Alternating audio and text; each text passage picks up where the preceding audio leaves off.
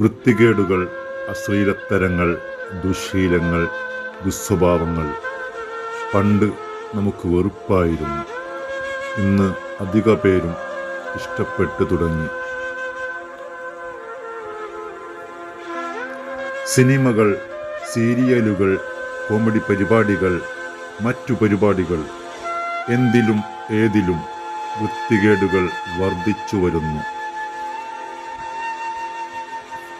സ്ത്രീകൾ, കുട്ടികൾ കുടുംബത്തോടൊപ്പം വൃത്തികേടുകളും അശ്ലീലത്തരങ്ങളും കേട്ട് പൊട്ടിച്ചിരിക്കുന്നു, ആസ്വദിക്കുന്നു. നായികാനായകന്മാർ വില്ലന്മാരെക്കാൾ വൃത്തികേടുകളും അശ്ലീലത്തരങ്ങളും ദുസ്വഭാവങ്ങളും പ്രേക്ഷകർക്ക് പകർന്നു കൊടുക്കുന്നു. സമൂഹം നശിക്കാൻ അക്രമ പീഡനങ്ങൾ, ദുസ്വഭാവങ്ങൾ, ദുഷ്പ്രവൃത്തികൾ, അശ്ലീലത്തരങ്ങൾ വർദ്ധിക്കാൻ ഇനിയെന്തു വേണം?